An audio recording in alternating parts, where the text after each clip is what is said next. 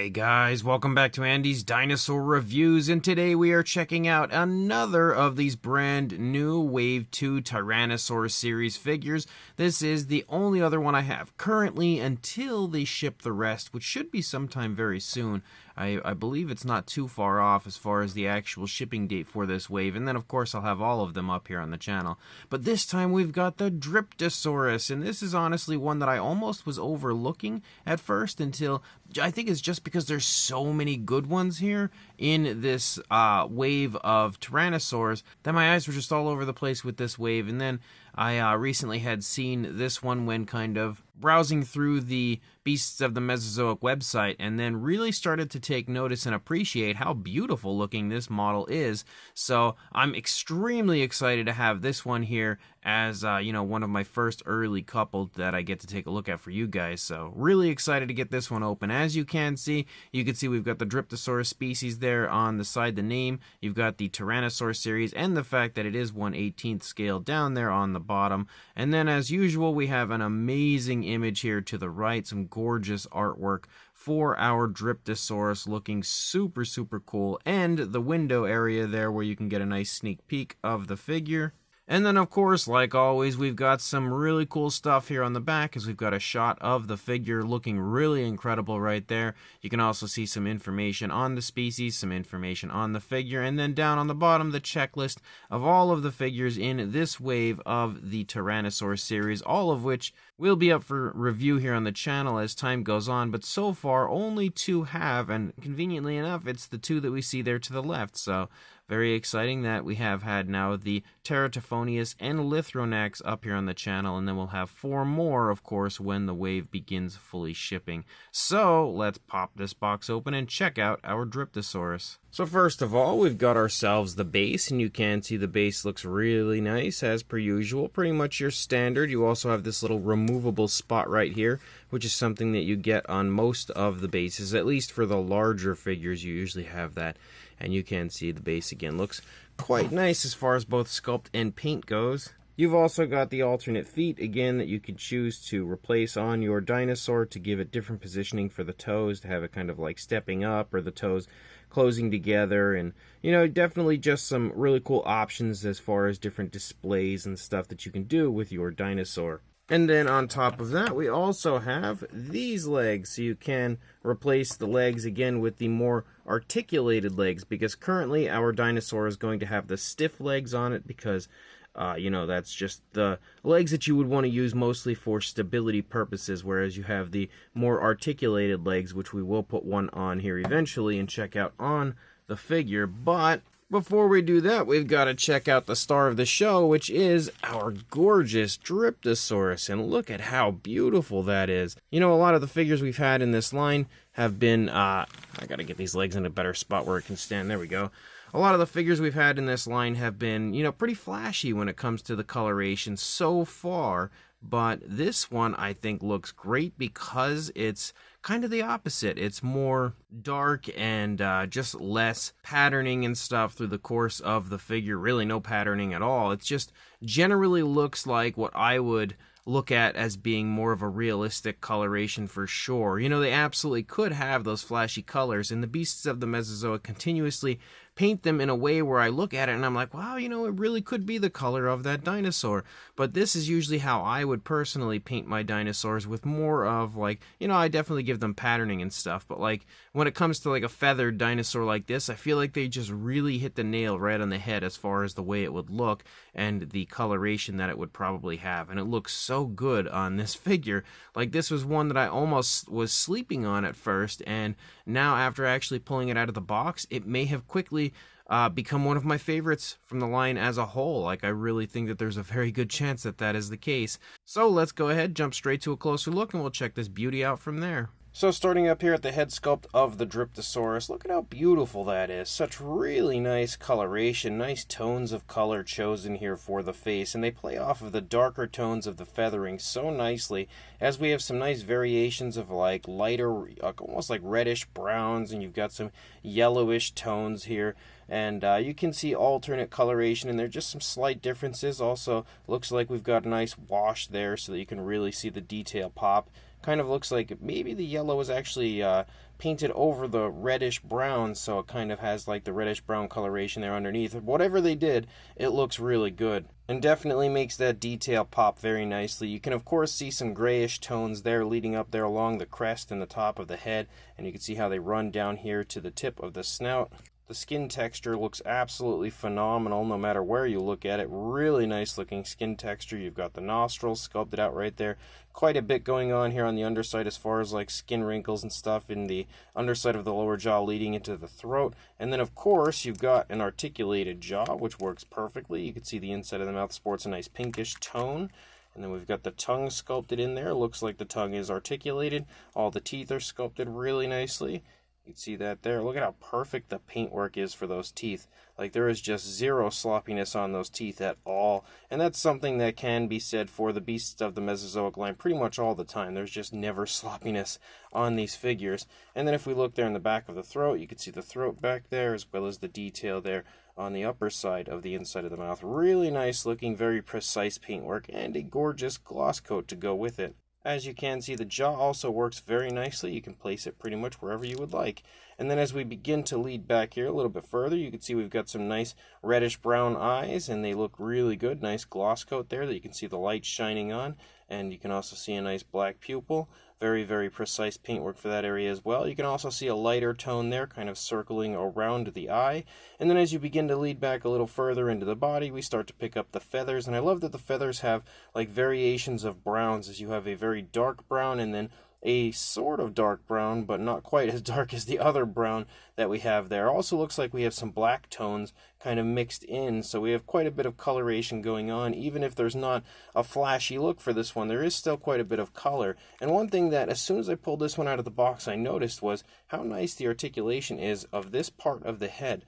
Like, you've got this nice little spot right here, and you can make it go up and down, and that's something that some of the others haven't really had the ability to do so smoothly. So I really like that you can articulate that part of the head as nicely as you can. And then you of course have what has been termed at this point the hoodie, but I think they've done a very good job of kind of blending that. And also you have another spot of articulation right here, but you can see again these newer larger figures definitely have some pretty smooth articulation in the neck compared to what the older ones had, so also a nice plus as far as that goes. But as you move down through the course of the neck, you can again see the feather detail looks absolutely gorgeous. Lots of variation to the feathers. Even up here you can kind of see some feathers sticking off of the top of the head.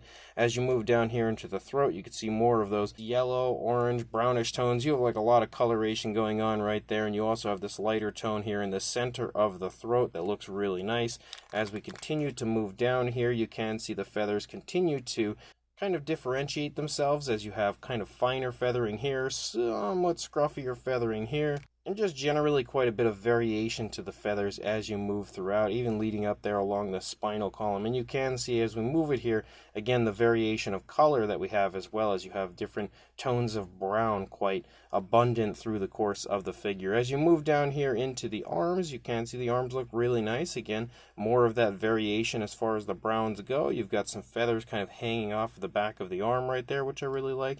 And then we've got the fingers that are completely encased in feathers here on the top. And then you've got the nails painted with a nice glossy black, which looks really cool. And as you can see, the undersides of the arms have a lighter brown and then a yellowish tone there for the underside of the fingers, similar to the yellowish tone that we see there for the face. So that's really nice. You also have articulation in the arms, which this one is really, really stiff. Wow.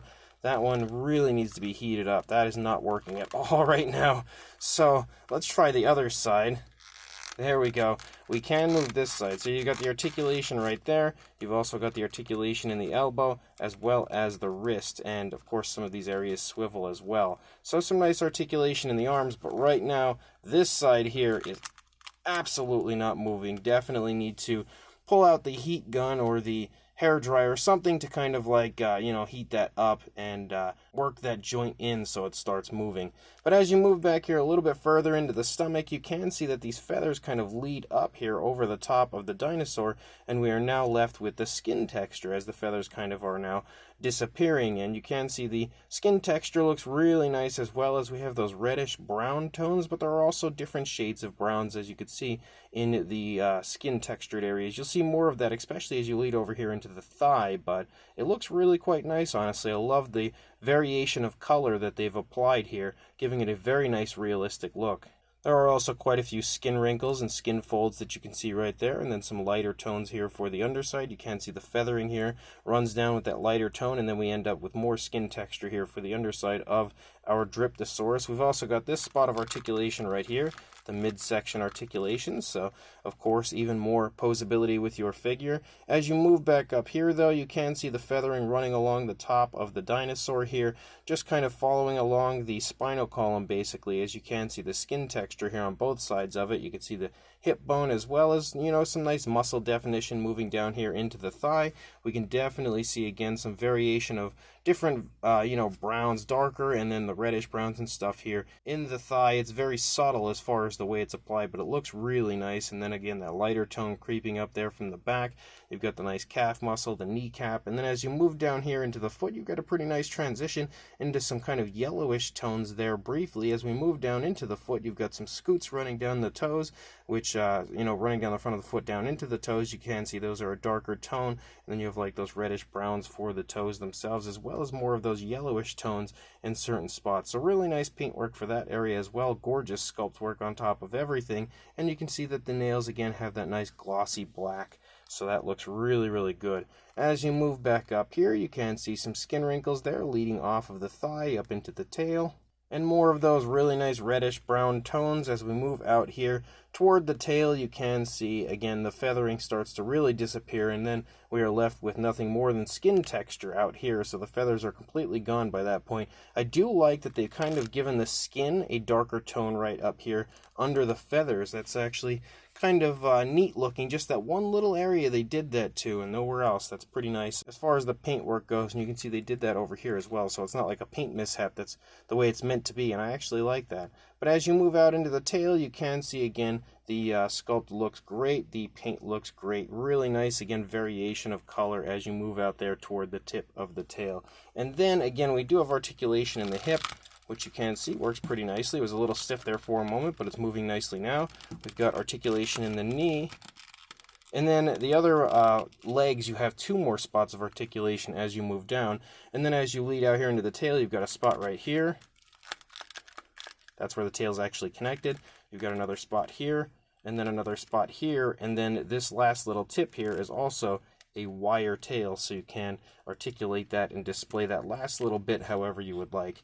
So if we take a look here at the underside, run along the underside, you can see that as well. Looks really nice. We've got the yellowish tones there for the bottoms of the feet, and you can see even these lighter tones have kind of like that almost like reddish brown creeping through, so that coloration follows along the underside as well, but we have this lighter tone kind of over top of it, and you can see again that it ends in that kind of reddish brown tip entirely.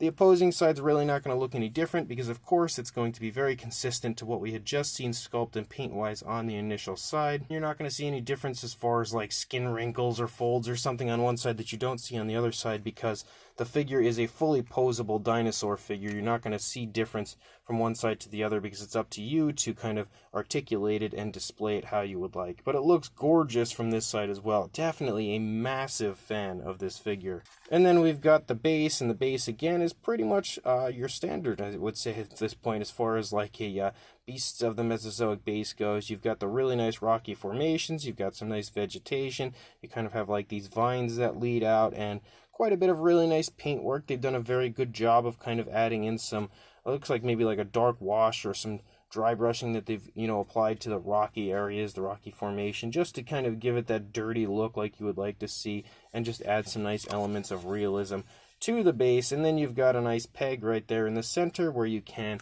slide your Dryptosaurus onto so you can display it.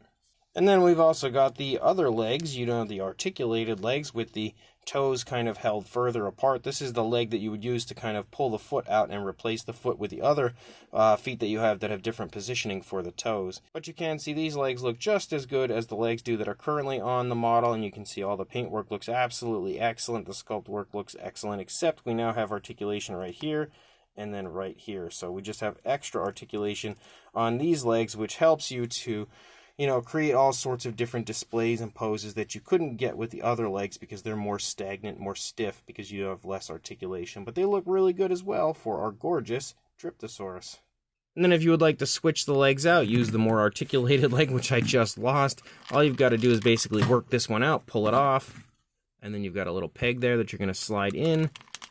And there you go. Now you've got the more articulated leg on our Dryptosaurus as well, giving you even more potential posability and display options.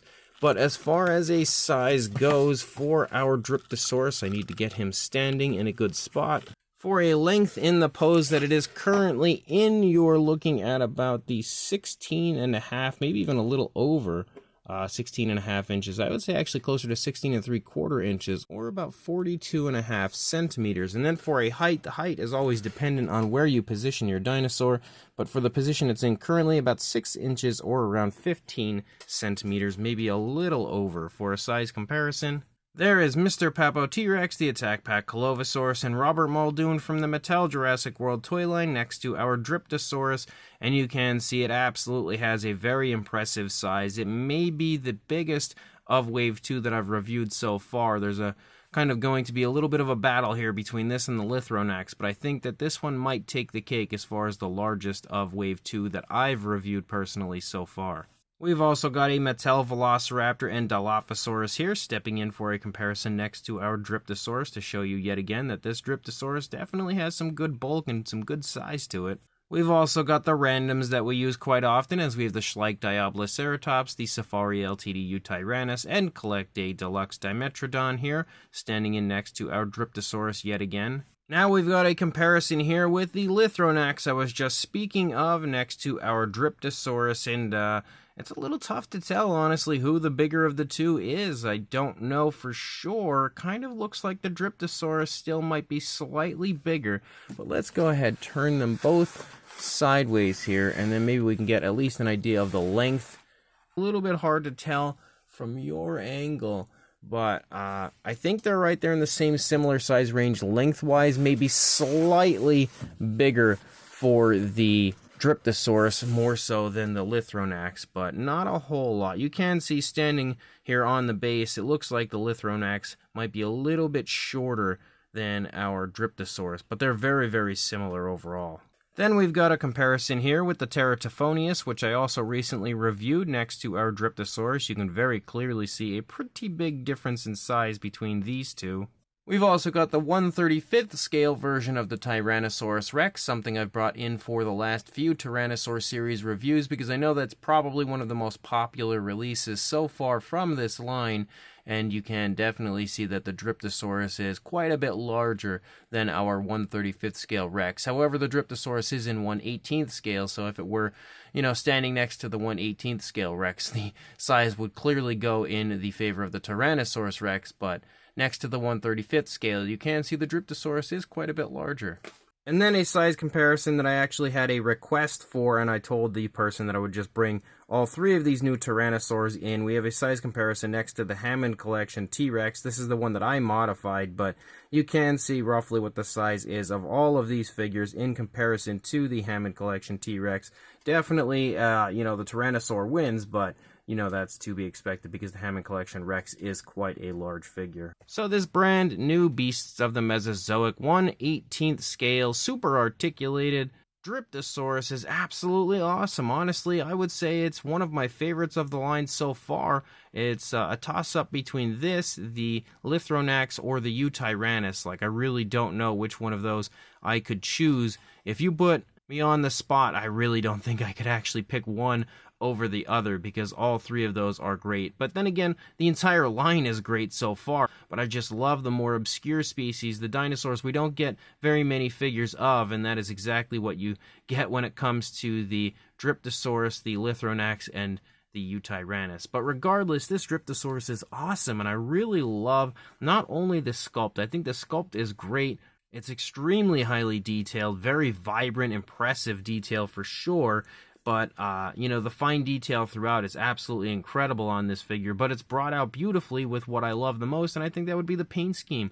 I think the paint scheme is just so nice looking on this. It's not anything super flashy, it's not crazy, innovative, or overly complicated as far as the patterning and design goes. It's just a nice naturalistic paint scheme, and it works so nicely for the figure. It looks like the coloration of the dinosaur for sure. I could absolutely see this being the color of the dinosaur. It's not even one of those moments where, like, it's kind of a stretch, but maybe it could look like this. No, I absolutely think that this is what the dinosaur could have looked like as far as the coloration goes, and it's all applied so nicely. Really nice transitions throughout, subtle variation of color has been added throughout, nice washes, nice dry brushing, all kinds of variation of color and all kinds of variation of painting techniques have been added to this to give it a really lifelike appearance as far as the paint job goes. Definitely one of my favorites overall from this series as far as the paintwork. And then of course you also have really nice articulation like you always have, giving you tons of different display options that you can pull off for your Dryptosaurus, and definitely something that people would love when it comes to dinosaur toy photography, of course. And then, of course, the fact that it is a larger model here, a larger species entering the line is also really cool because I like these larger ones. They're just really fun to have a big Tyrannosaur species here standing on my review station. Of course, the smaller ones are awesome, but the Lithronax, Eutyrannus, and Dryptosaurus are all right there in a similar size range, and I don't know what it is about that size range, I just really quite like it. So if you are interested in grabbing one of these for yourself, this one I was lucky enough to get a little bit early thanks to David Silva because he's awesome and sends over a few figures, usually for each wave, a little bit early for me to take a look at for you guys, but this is right around the corner as far as the shipping date goes, so if you are interested, I will include a link in the description to where you can head on over to the Creative Beast Studio website, grab one of these for yourself before they begin shipping because you can get a slightly discounted price currently if you grab it now rather than waiting. So make sure you check the link that I will include in the description. Go grab yourself this gorgeous Dryptosaurus before it again begins shipping, and also like, comment, and subscribe, and I will see you in the next review. Thanks for watching.